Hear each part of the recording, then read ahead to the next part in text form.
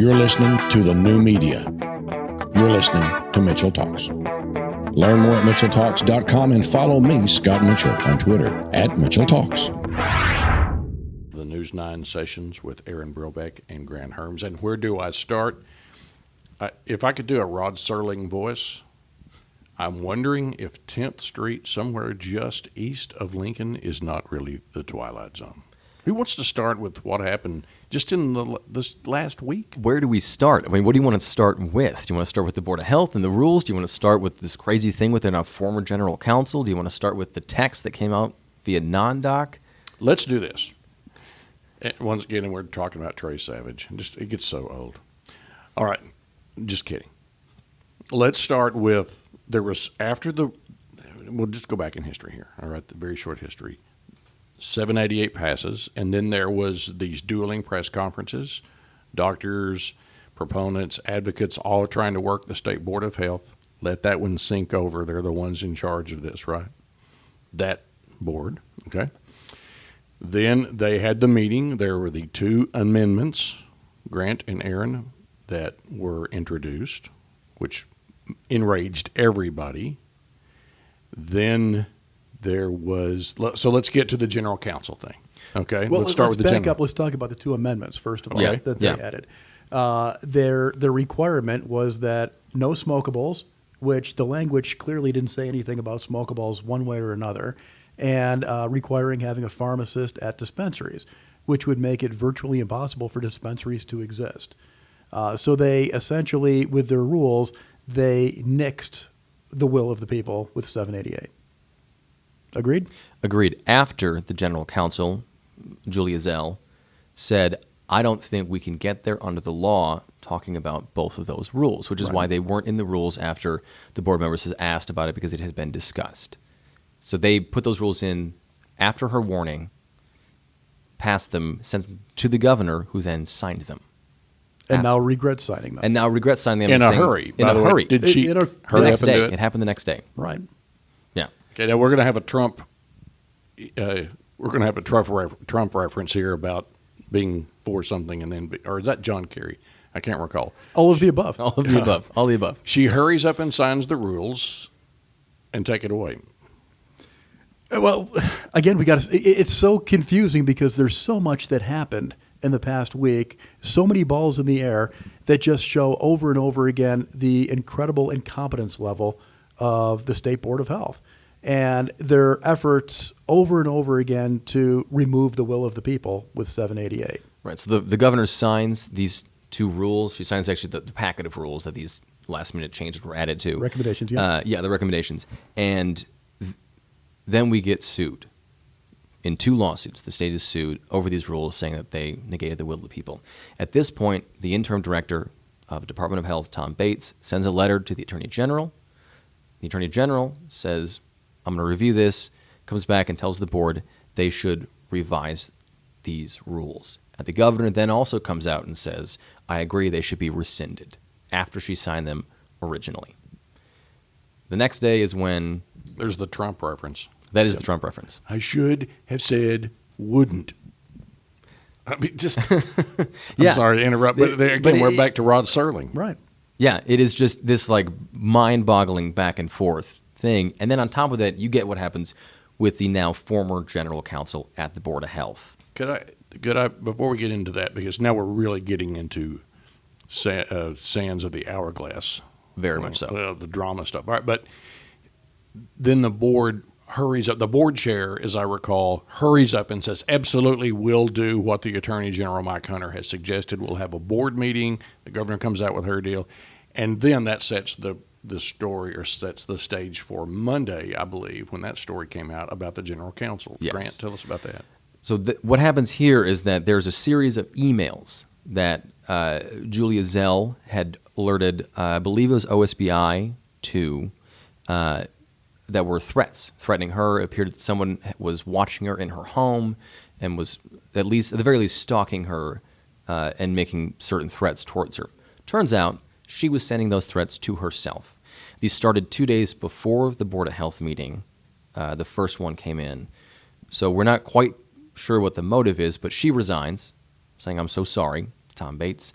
and is charged with 2 felonies in the process of this. So this whole other drama is happening while we still have 2 lawsuits and these rules still need to be revised. Then we find out, courtesy of nondoc.com, they were able to get their hands on a couple of text messages between Julia Zell and Chelsea Church, who is the director of Oklahoma State Board of Pharmacy. And in those text messages, it appears as though Church is saying, hey, little quid pro quo here. If you're willing to help us get pharmacists into the dispensaries, there's a really good job lined up for you here if you do that. And according to the Oklahoma County DA, David Prater, not only are those things improper, they might be criminal. I mean, I'm assuming he's talking bribery, but I don't know. He didn't go specifically into the charges, but said, is there something criminal here? Absolutely. Absolutely. Which is insane. So on top of this other boondoggle, you may have other criminal charges coming out against the Department of Pharmacy here. I guess they're not the Board of Pharmacy. Board of Pharmacy, yeah. And Julia Zell. Yep. But you have to ask yourself, why does Board of Pharmacy want so desperately to have pharmacists put in dispensaries? Well, the answer to that is easy. By having the pharmacist in every dispensary, dispensaries can't afford that. It's not going to happen. So you're going to have much fewer dispensaries, which means much fewer medical marijuana abilities for people to get medical marijuana, which means more pharmaceuticals being sold. It's all about the money. You want to hear what a microphone banged up against your head sounds like? Yeah. It's just amazing. All right, let's go back to the journalism. How did this story come to be, Grant, your understanding of how the first story, the Julie Zell story, came to be? Was that a News OK story? That was a News OK story. So. That was the first, scooped over there by, I believe, Ben Felder. Yep. That was his piece. And that's the first time we had heard all about it. And then Savage's piece was the one on the pharmacy. Yes. Morning. Yes. Right. Now we'll throw some more into it, too. Grant this morning spoke with the governor's spokesperson, this morning being Friday morning. Tell us a bit about that. How did that go down? So in this whole thing, you have the warning from Zell that these 2 new rules will probably not hold up under the law. The governor signs them anyway, and I wanted to know where in this process did the governor think this was okay, because she's got her own team of people that read these things. So I call her office, ask about this. Someone in her office read these things. It was explained to me that she signed off because the people want medical marijuana. They want it now, and these rules were all or nothing. And she signs them. They go back. I was told the Attorney General has been involved in developing these rules. I called the AG's office, talked to their spokesperson over there. He says that's not true. We got the final version, and were not asked to review them by the governor before she signed. The first time that they were supposed to review these things was when they got the letter from Tom Bates to review them, and then the Attorney General told them to revise the rules. Come back later today, and at that point, back that up a little bit, I get a call again from the Attorney General's office and learn that the governor's office is denying that they talked to me about the medical marijuana rules. I then reach back out to the governor's office to try to confirm things from our conversation the day before, and have not heard back. Still. And they won't return your calls. And they will not return my calls. But they're calling here to the station. They're calling here to the station. They won't talk to me. They want to talk to one of our executive producers or a manager. A simple process. Just wanted to know how that worked in the office, because we probably knew that these rules would be problematic given what Zell said. So what do you read into that? Well, I read into that they probably did this thinking that these recommended rules would get changed, and the deadline is approaching. I mean, it's next week. It's the 26th. They wanted to get something on the books in a hurry, and were hoping that they would just get changed later and no one would notice, because those things happen in government all the time. And that's what I think happened here. And then I think the press secretary, we did at one point have an off-the-record part of this conversation, but I didn't report any of those things. So I'm guessing there was some sort of miscommunication with him, but I can't figure that out if he won't talk to me. So I guess the question is, how do we fix this at this point? Because it's, like you said, the clock is ticking, man. Yeah, I mean, we've got, 7 days? I think 7 days. Yeah. And the clock is ticking. I mean, is this going to wind up being a special session deal? I can't see any alternative, honestly. At this point. With the working group that they've called now, I think they're trying to do everything they can to avoid a special session. They're trying to get these rules in place by holding these joint hearings and conferences so that when session rolls around, they have, they can hit the ground running. But if they can't get this together, I don't know. And how does the Board of Health repair all this damage? How do they regain the trust of the public? They've got to start by fixing the rules, right? They've got to start by just probably redacting them wholesale, because those were the ones that were the problem. And then sending that recommendation packet back to the governor, who will likely sign them, and will have this thing on time by the 26th. And if the Board of Pharmacy and pharmacists and doctors want to have some of these things in the rules, they'll have to do it in session.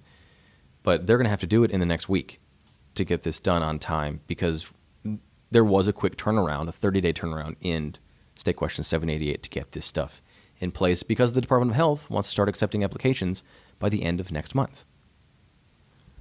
How do we trust the Department of Health at this point? I mean, this is an agency that's been in the news almost nonstop all year long, between, oops, we lost $30 million, oops, we found it again, it was in a slush fund that we were trying to hide from the legislature, we laid off, laid off a bunch of people, more people quit, now we don't have the staff or the resources to go forward with medical marijuana, we'll just keep the $30 million that you all gave us. How do we trust them at this point? Cautiously. I would say you trust them cautiously, because they're the people that are there, and so you have to trust that they're there to do their jobs. I don't envy the position that Bates is in at all. Not at all. Right now. Trying to juggle the Board of Health, which is under his purview, but is also slightly outside of his control. And then also he's got to deal with the rest of the fallout from the Department of Health. I guess you're just going to have to wait and see as they plug ahead. In hindsight, might it have been smarter to not put it under the direction of the Department of Health, but rather create a totally separate marijuana board? If nothing else, then to give some people some confidence in what's going on? Maybe, but I don't know. I don't know if those conversations were had at any level. And would the legislature have to be involved to create that kind of board, or can the governor just do that? Point one. I'm not sure. I don't know either. We all kind of knew that this would be what happens when you don't call the special session, right? We thought for certain they were going to have to call one so that these rules could get made. And they said, we think the state can do it without the help of representation from voters. Right. And that all boils down to politics, too. It does. Absolutely it does. Even the governor acknowledged that she doesn't want to bring back legislators right now because they're too busy campaigning. And like we talked about last week, it comes down to politics over policy. Absolutely. But at this point, the policy needs a lot more attention than the politics, because if this doesn't get into place on time, the politics are going to become a problem. Right. And it's going to wind up going to recreational marijuana, if they can get it on the ballot. Right, which is pretty unlikely. Yeah, as you said this week. Yeah. But if they do get it on the ballot, people are going to show up in droves, and I guarantee a lot of those people are going to be putting D's down. I think they might still show up in droves regardless, because this is an easy target for probably particularly Democrats, because those are the voters that really came out for this. And people are miffed. Even those, I've spoken with a lot of folks who are not in favor of medical marijuana or in favor of recreational marijuana, but they're saying we are in favor of liberty. We are in favor of our rights. This is what we voted on. And just the dysfunction of this, because it is dysfunctional, will cause a lot of people to come out as change voters. You're right. They'll come out, they'll vote their party, but they'll vote for the other guy, whether they know him or not, or her or not. Right. Yeah. Vote the bums out, that kind of thing. Yep. You're right. This is exactly why election night John Eccles was here. By the way, we won election night, by the way. Oh, hey. All right. Congrats, man. Well, you guys were here, obviously. Here's the point. John Eccles appeared. It was very clear. No shenanigans. Because this right here is what they were trying to avoid. And you know, and I know, and everybody knows it. Nobody wanted to have the GOP in a special session with this governor front and center. And guess what? It's happened anyway. This is like a nightmare for the GOP. Can we get back to the Board of Health? Sure. We were joking earlier, Aaron and I. about people for the last several years going, this thing's broken. Contrast it with locally, the Oklahoma City County Board of Health, which I'm a member of the board. They're Bloomberg finalists. They're one of the finest in the nation, right? And you had, after the implosion, you had some committees start to meet to investigate on the House side, as I recall here. Mm-hmm. Then you had a task force put together with Tulsa, Oklahoma City counties in the state. Now, Oklahoma City and Tulsa counties are not under the purview of the State Department of Health. Thank you, Lord, for that. Okay, that's why they're rock stars and dumpster fire. The state never turned over the documents to this working group that they were supposed to, so that basically that was a waste of time. The GOP and the House inquiry into it, I don't know what happened to that. Was there ever a report, or did it ever get followed up, or anything come out of that? I don't know. I haven't seen anything. Yeah. There was an effort to do away with the board. Now, I know that, back to the politics, understand, well, what if you let a governor direct appoint? Well, she's directly appointed these people, and it's a disaster, so, we can argue that one round or flat. The question then becomes about all of this trust. What are you going to do about it?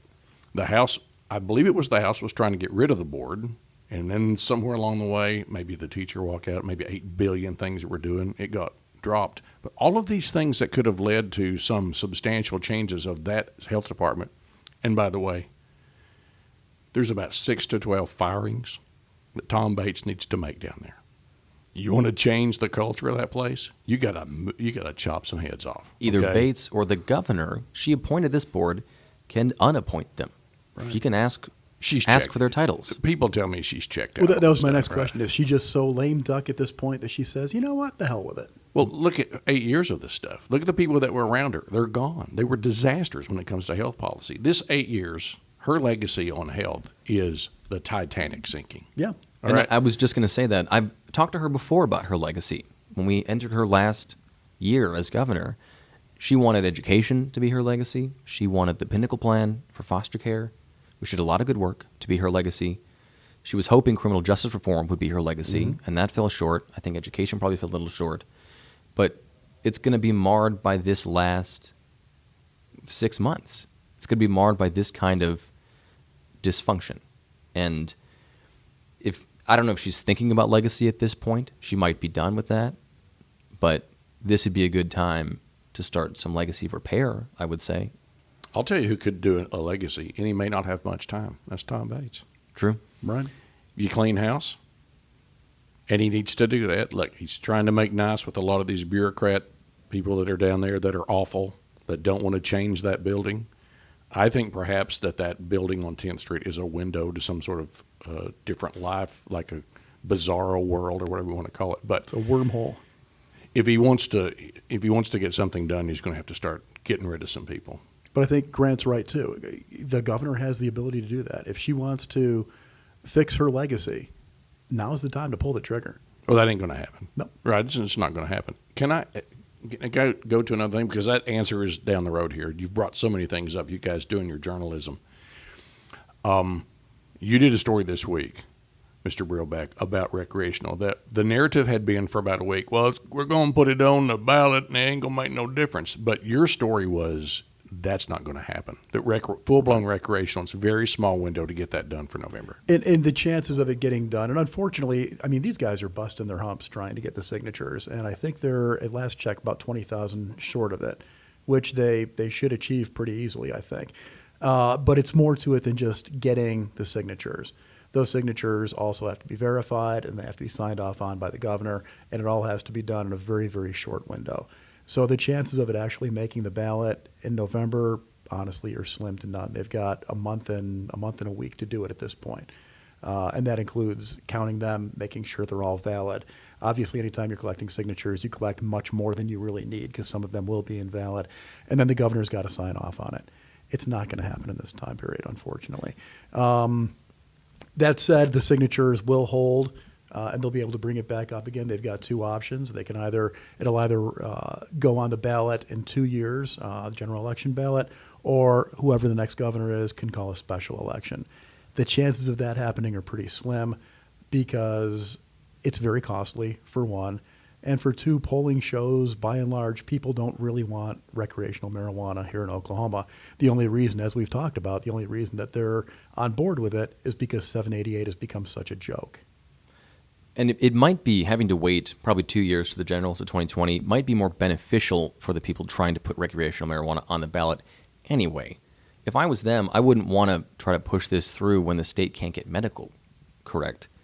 When you have to start involving law enforcement and all that, and how that's going to operate, and that kind of licensure for broad dispensary, right. I think seeing what we're seeing now with how 788 is being implemented, trying to implement a recreational marijuana system in this state right now would be nearly impossible, and they wouldn't get what they wanted. Yeah. So it might be better for them to wait 2 years, like most other states have done. And the Trump administration has alluded to changing the scheduling for marijuana. Once that happens, that's going to open up the floodgates and make it much easier. Yes. So, yeah, I agree with you. But right now, I think that what they, and we kind of talked about this with the folks, Green the Vote, early on, when I mentioned to them, this probably isn't going to make the ballot.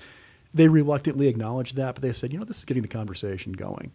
And the signatures are still going to hold. And, my prediction is in 2 years, we're going to have recreational marijuana, not just here in Oklahoma, but probably throughout the entire country.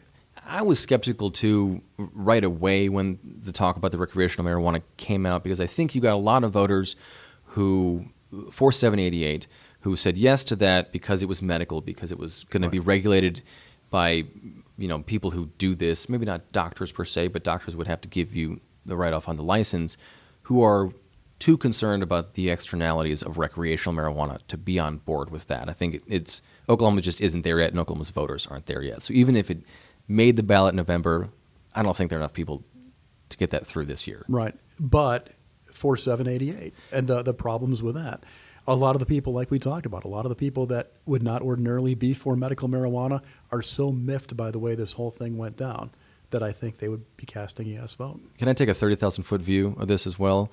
How many times are we going to see this happen where the people vote for something, or something makes it through the legislature that turns out to be unconstitutional or against the will of what's happened? We see it with 788 here, with 780 and 781 last year, the criminal justice reform. Senator Kay Floyd had a interim study done last year in 2017, 27 unconstitutional bills in 10 years that then led, all of this has led us to lawsuits that have cost us money when they could have just done it correctly in the first place. How many times are we going to see this happen, and how do you fix that? I don't know, but remember how the Tea Party got started? Was the Affordable Care Act that'll happen? This is all is going to create a subset of voters. We need to name them. We're going to call them the Doobie Brothers and Sisters or something like that. But the one and done, the possibility there was going to be a one and done group come out, that's long in the mirror now. They're going to create voters, the GOP is, that they don't want showing up at the polls. Yeah. And this voting block, the more this goes, as we alluded to earlier, it's something that the adults in the room were looking at. Guys like Eccles. So we've got Eccles, we've got the Attorney General, Mike Hunter. Any other adults in the room we're going to be watching? How long will the candidates for governor be able to sit this one out? Well, not long. Let me throw one more adult in there, though. I think Greg Treat is probably a grown-up in this. I agree with that. Yeah, I'd agree with that. I think John Sparks, too. I agree. Yeah. I agree. I think that leadership is pretty solid leadership, honestly, right now, with the exception of the governor, because she's not acting on this. Let's take two paths before we're done today. Let's go back to what happened earlier in the week, the